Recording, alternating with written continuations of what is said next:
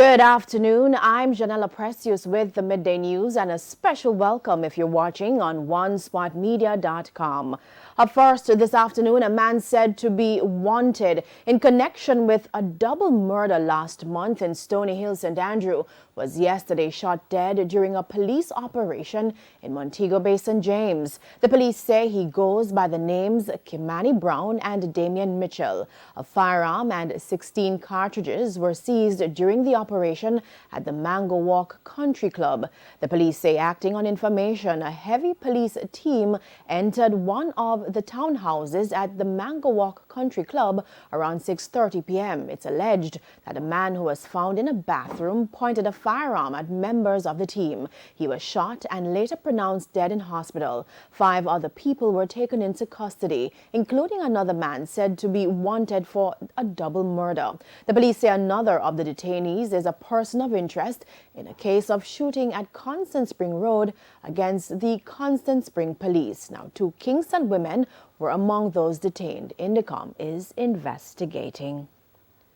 From crime to road fatalities, just 2 of the issues that dominated discussions at the recent Municipal Corporation meeting in St. James. Mayor of Montego Bay, Homer Davis, wants stakeholders to work to reduce the murder rate and the number of road fatalities in the parish. The major concern for the parish of Montego Bay is crime. Mayor of Montego Bay, Homer Davis, expressed concern about the increase in the number of murders in the parish within the past 2 years. Between 2018 and 2019, murders in St. James increased by 50%. He appealed to residents to get involved in working with the stakeholders to prevent a similar increase in 2020. There's no stranger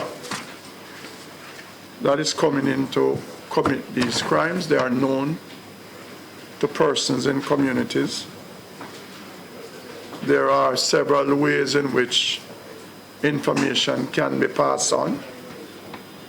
And I would encourage the citizens to continue to work with our security forces.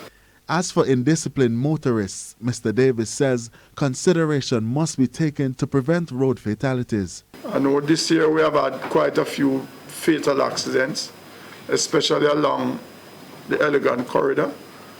I would advise motorists who traverse that bit of highway to observe the speed limit. Because in most instances, the report is the accident is caused from speeding. There's also a concern about improper garbage disposal in the parish. When you see the removal of the shrubs and things along the roadway, it's a shame to see the amount of plastic bottles, styrofoam boxes, and other garbage that is thrown along the roadway along these corridors. Let us be more mindful of our environment. He's encouraging public passenger vehicles to have a bag for the passengers to dispose their garbage instead of having it thrown through the window. Mr. Davis added that effort must be made to clean areas and destroy all breeding sites for mosquitoes to prevent an increase of dengue cases in the parish. Anthony Lugg, TVJ News. The Incorporated Master Builders Association of Jamaica, IMAJ, is adding its voice to the debate about whether underground parking lots are safe in Jamaica. Now, some local experts have raised concerns following the recent spate of earthquakes in the region. TVJ's Prince Moore has the details. Last week, acting head of the earthquake unit at the University of the West Indies Mona campus, Professor Simon Mitchell, raised concern about the increasing number of high-rising buildings in Kingston designed with underground parking lots. Professor Mitchell said underground parking lots often fail during large earthquakes. But President of the Incorporated Masters Builders Association of Jamaica, IMAJ, Lenworth Kelly, believes otherwise. Once the building is designed properly, you do your analysis, so whatever you need, the soil type, the loads that you're going on, and you design the necessary retaining structures and the requisite foundations. And you design your building up and it's built in accordance with that, then no need to worry. Remember that your designs are meant, not that your building won't suffer serious damage, it's meant to protect life. While speaking on TVJ's Smile Jamaica program on Monday, Mr. Kelly explained that there are layers in place to ensure buildings are safe after construction. You would get the registered professionals to design it. They have indemnity insurance, so you can hold them to book there. Then the planning authority that approves the drawings must insist, and they can request whatever additional information they need from the designers to ensure that, yes, this is designed according to code, and in the construction of it, that the professionals involved in the construction of it ensure that it's built according to the design, and the planning authority still has to come and inspect. Okay. Burns Moore, TVJ News. 3 days after residents from Warminster in St. Elizabeth detained 3 Gisco Alpart employees who had gone to assess the residents' complaints about dust nuisance, the residents themselves turned up at the gates of the plant to protest on Monday morning. They say they're tired of complaining without any action being taken to fix the problem. They say they cannot compensate us, they cannot move us, and they cannot doctor us around medical help because they are broke. How we gonna live? How we gonna manage? Call over Alpha, Gisco, nobody now answer, nobody now respond to it. From Thursday, Friday, Saturday, the doors are blue again, hard. Me have to carry my daughter, uniform, go a month per gutters, scheme, go wash. That she could have get to go to school this morning at Brinkley. And it's time for a break, but stay with us. We have more news after these messages. Welcome back. Continuing the news. Workers at Berger Paints can expect additional benefits this month end. The workers, who are represented by the Union of Clerical, Administrative and Supervisory Employees UCASE, have been fighting for improved benefits since 2018. TVJ's Andrew Laidley reports. The union representing the workers had submitted a 27-point claim, but Berger agreed to only 4. Not satisfied with the outcome, the union decided to take the matter to the Industrial Disputes Tribunal, IDT. The tribunal ruled that the workers should get additional benefits in 9 other areas. These include an increase in salary and overtime pay. The remaining 14 claims were not awarded by the tribunal. President of the Union of Clerical, Administrative and Supervisory Employees UCASE, Vincent Morrison, told the Business Day that the ruling is fair and that the workers are happy with the outcome. But he says the union isn't giving up on the outstanding matters. He says those areas will take center stage in the next round of negotiations, which started recently for the contract period starting April 1, 2019. Mr. Morrison says the Berger Paints management has pledged to implement the changes fully by the 25th of this month. The benefits will also be retroactive for 2.5 years. Andrew Laidley, TVJ News.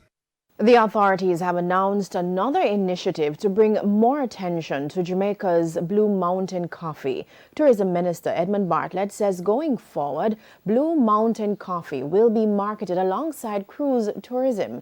The new measure was announced at the Blue Mountain Coffee Festival launch. Some players in the coffee business have been struggling in recent years due to competition from cheap imported coffee, as well as a reduction in the Blue Mountain coffee's market price. But the minister is keen to help change this by bringing more exposure to the product.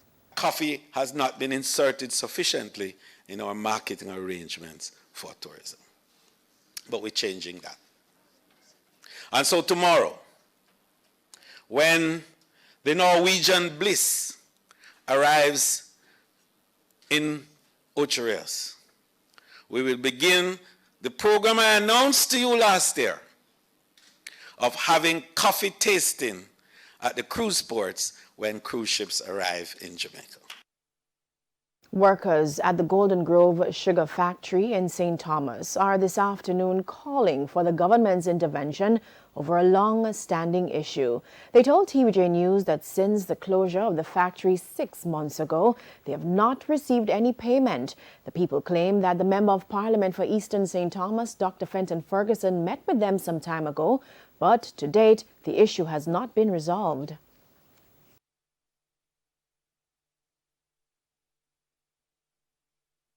Used to drive front end load up by factory and fan crap done. We here so we get pay up. All now we don't see nobody come and talk to none of the tractor driver them, none of the front end load operator them. Pete Sankar, we responsible Beer Sing Farm. All now we can't see him as the boss. We responsible. Him not come talk to nobody. When you call him phone, it ring without answer. So we need to know what we want because we want our money.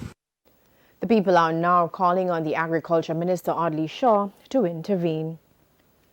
Residents of Valencia Parkway in Portmore St. Catherine say they're fed up with frequent overflow of a sewage drain in the area that is affecting their livelihood. Our news team visited the community where residents pointed out that the stench from this overflowing sewer drain has been affecting the community for more than 2 weeks. It's understood that the National Water Commission made checks and tried to address the problem, but the issue keeps recurring. It come like we have a blockage here, and oftentimes it overflow. And the Water Commission call and they don't respond. They come and look and then go back, and there is no response. Now, the people say the stench from the sewage is overbearing, forcing some businesses to close their doors. The stench is also unbearable for motorists and pedestrians. Well, the scent, the water, the scent is very bad for the community. People are walking here and driving here, people get flash and things like that. So things like this have to fix. People are just on the run. No shop there, so I smell the scent. Have to fix. You see it? Have to fix. Are appealing to the National Water Commission to revisit the area and make efforts to fix the drainage permanently. So news now in sports. A month after head coach of the Reggae Girls program Hugh Menzies walked away, assistant coach Lorne Donaldson has also called it quits after tendering his resignation on the weekend. Lorne Donaldson has been a part of the Reggae Girls program since 2014 after being invited by Reggae Girls ambassador Sidella Marley. In his letter of resignation, Donaldson cited his decision on the questionable integrity and lack of professionalism within the leadership of the JFF. But JFF General Secretary Dalton Wint says Donaldson's remarks are furthest from the mark. I'd love for you to ask him what does he mean by that. Lack of professionalism, lack of integrity. Hey, does he have any evidence to provide to say that there is integrity problem in the JFF? If he has it, then provide it. Donaldson's resignation was also triggered by built-up frustration with the JFF, which also has to do with a lack of a salary payment. Mr. Donaldson is used to run with a club that he owns. He makes all the decisions. That is not what and how the JFF operate. Our decision process is something that is a process. And so we just can't say yes and no to things.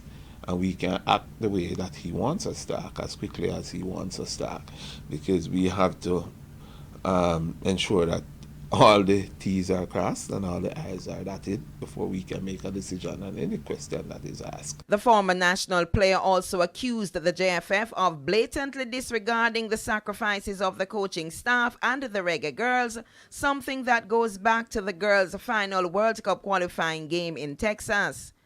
It was our intention to have gone to those games, myself and the president. Unfortunately, I had a governance workshop in Zurich, which I had to attend. I spent all night watching these girls qualify. I watch it on the internet, right? I was there in mind and spirit. But the president went with the senior team to Curacao, I think, at the time when that was happening. He was trying to book a flight and had some mix-up. Donaldson's replacement must be found for the youth teams ahead of the Under-20 CONCACAF qualifiers in February and the Under-17 qualifiers in March. Some people demand a lot, some don't. And you have to understand, some are there for the light, some are there for the love. And you have to understand that the JFF will find people that they can afford. They will find people that are committed to the program to continue to coach these young ladies. Goalkeeper coach Hubert Busby is now temporarily in charge of the senior girls, where he is assisted by Andrew Price. Karen Madden, TVJ Sports. And that's the Midday News. I'm Janella Precious. Join us at 7 for Primetime News. On behalf of the entire team, pleasant viewing.